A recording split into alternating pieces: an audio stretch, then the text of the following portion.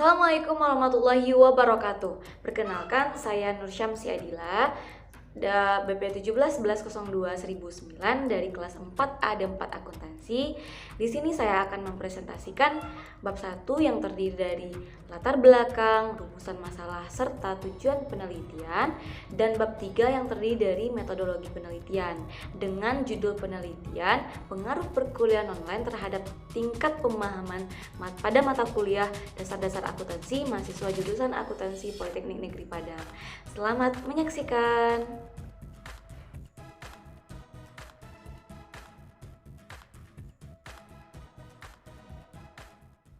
Baiklah, yang pertama yang kita bahas adalah mengenai bab 1, latar belakang.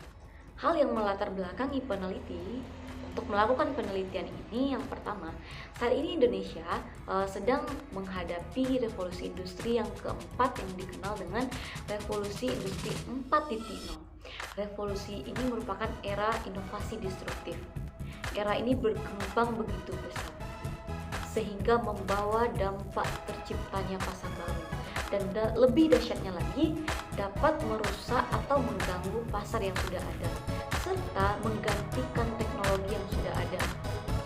Nah, era digital ini bukan hanya berdampak pada bidang industri saja, tapi juga berdampak pada segala aspek kehidupan, tak terkecuali di bidang atau dunia pendidikan.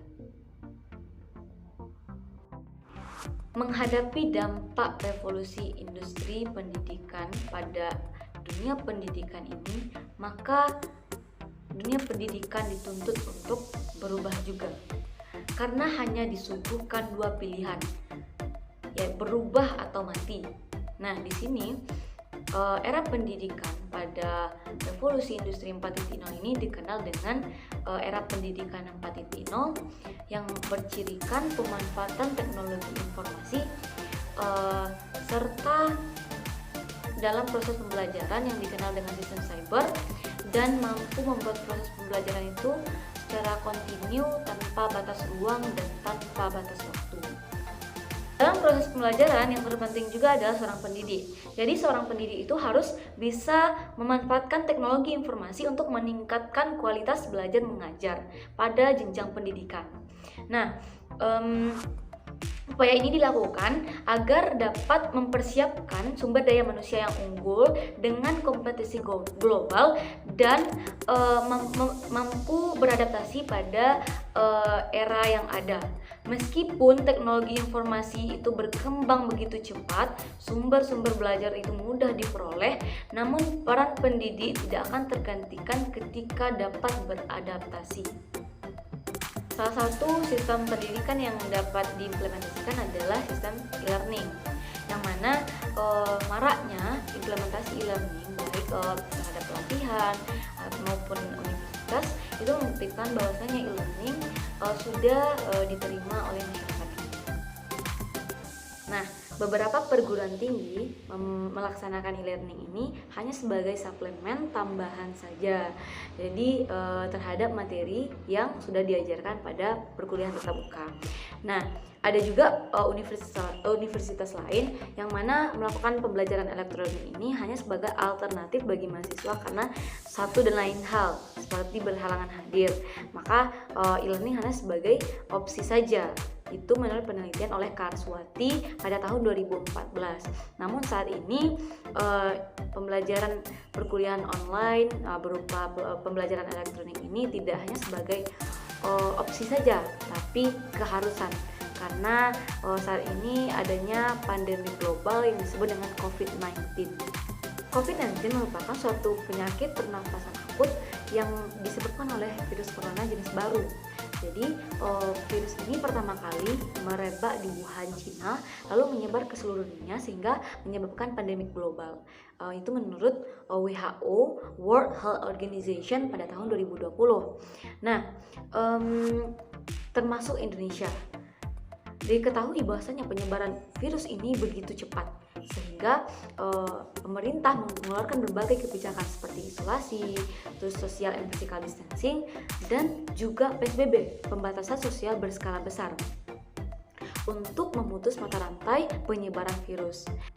Dengan adanya himbauan tersebut, maka pembelajaran pun akan dilakukan di rumah dengan memanfaatkan teknologi informasi serta media internet. Nah, menurut Widiono, pada tahun 2020, perkuliahan online merupakan suatu sarana pembelajaran yang tepat digunakan ketika wabah COVID-19 ini. Dan sistem pembelajaran e-learning merupakan suatu sistem learning yang diungkapkan oleh Anggraini, yang mana memanfaatkan media teknologi informasi yang disebut juga dengan internet. Nah, selain e-learning juga dapat menggunakan media selain itu, yaitu WhatsApp, Zoom, Google Meet, Google Classroom, dan lain sebagainya. Sebelumnya perlu diketahui bahwasanya e-learning sudah digunakan pada jurusan akuntansi Politeknik Negeri Padang. Nah, penting untuk diketahui bahwasanya berbagai hambatan yang dilalui ketika perkuliahan online ini. Yang pertama, hambatan yaitu jaringan, terus media yang digunakan serta lokasi.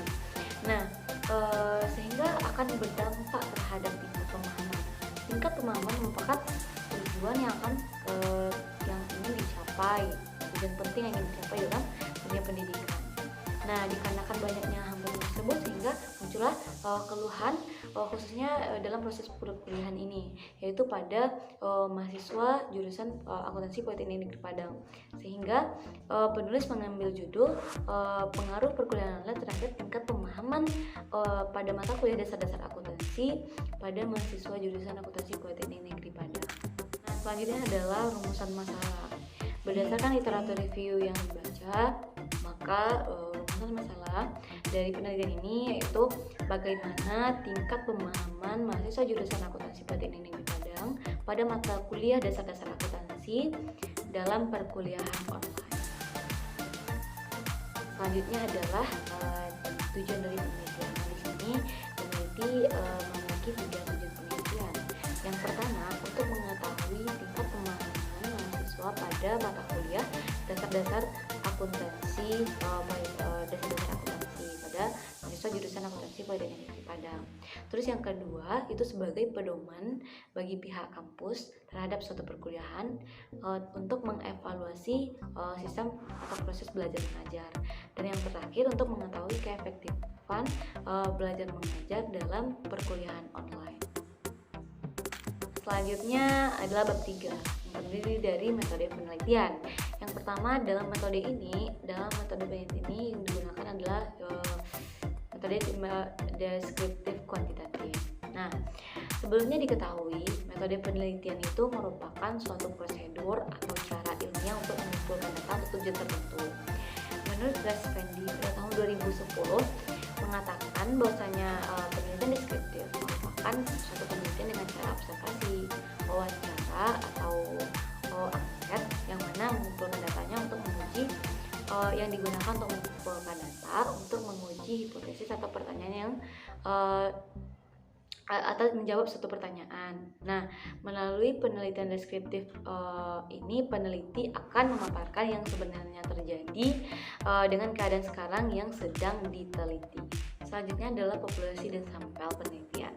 Populasi penelitian, menurut Sugiono pada tahun 2018 mengatakan bahwasanya populasi adalah suatu wilayah generasi yang terdiri atas subjek atau objek mempunyai kualitas dan karakteristik tertentu yang ditetapkan oleh peneliti untuk dipelajari dan kemudian ditarik kesimpulannya.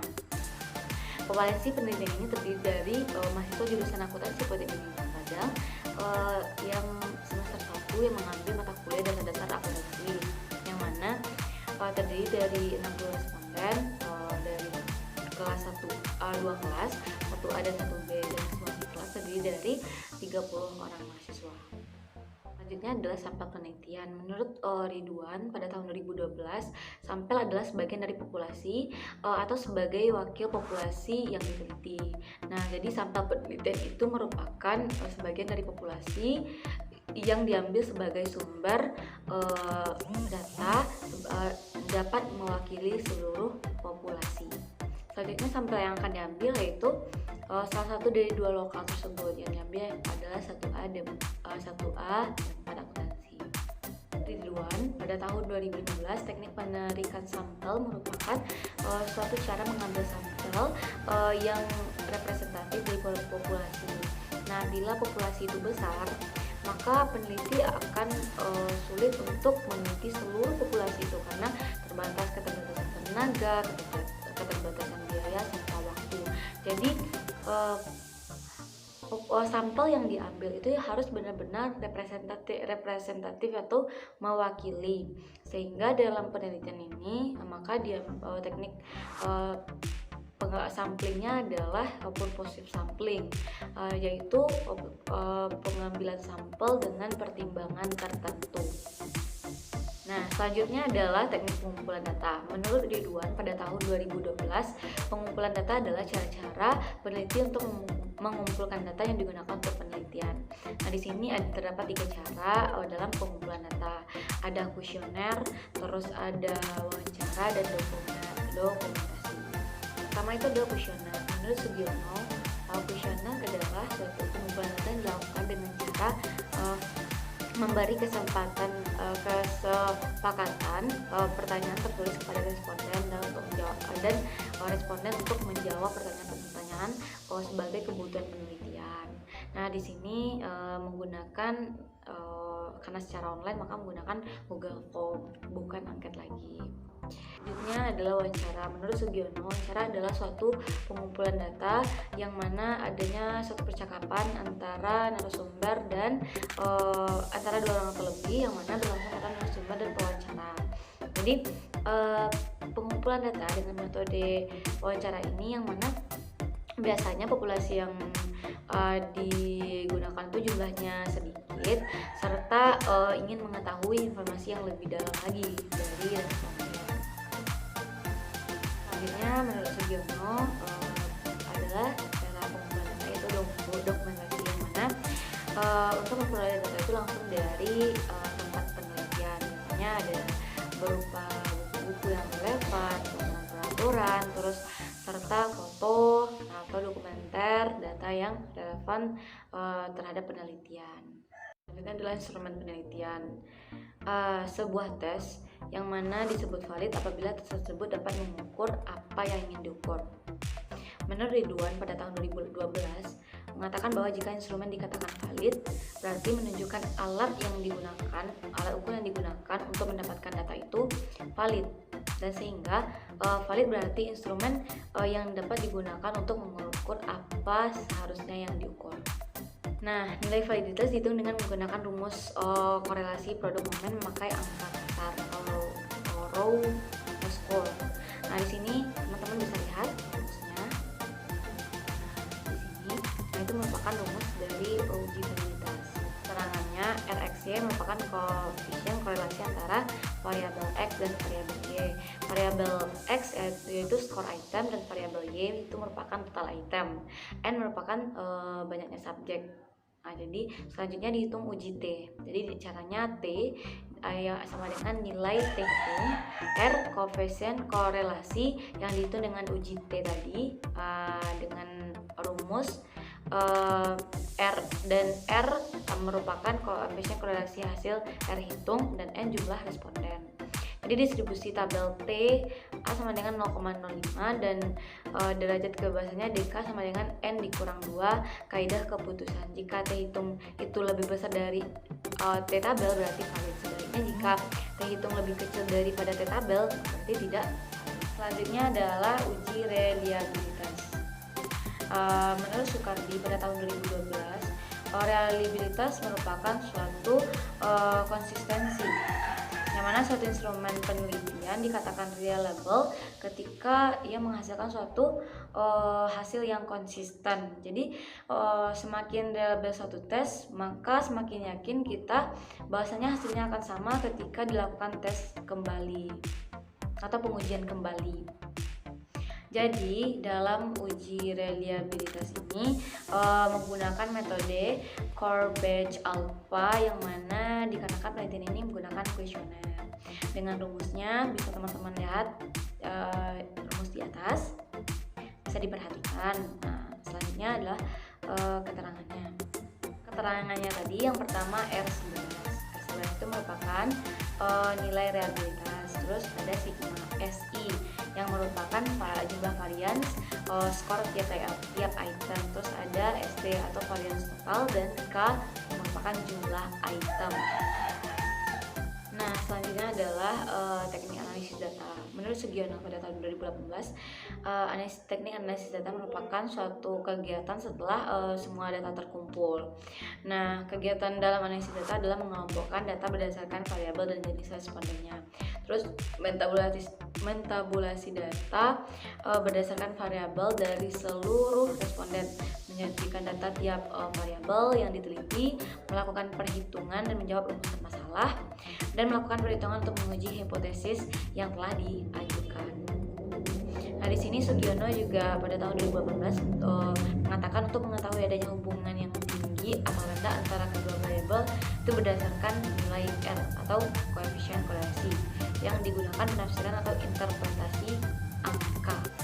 Nah, selanjutnya teman-teman bisa melihat di tabel di atas yang mana ada interval korelasi 0,00 sampai 0,199 itu sangat rendah, atau tingkat hubungannya sangat rendah, sampai yang terakhir itu 0,88 sampai 1,0 itu sangat kuat. Nah, itu merupakan penafsiran interpretasi dalam berangka. Teknik analisis data itu berupa yang pertama adalah uji asumsi klasik. Nah, uji asumsi klasik ini terdiri dari yang pertama uji normalitas data.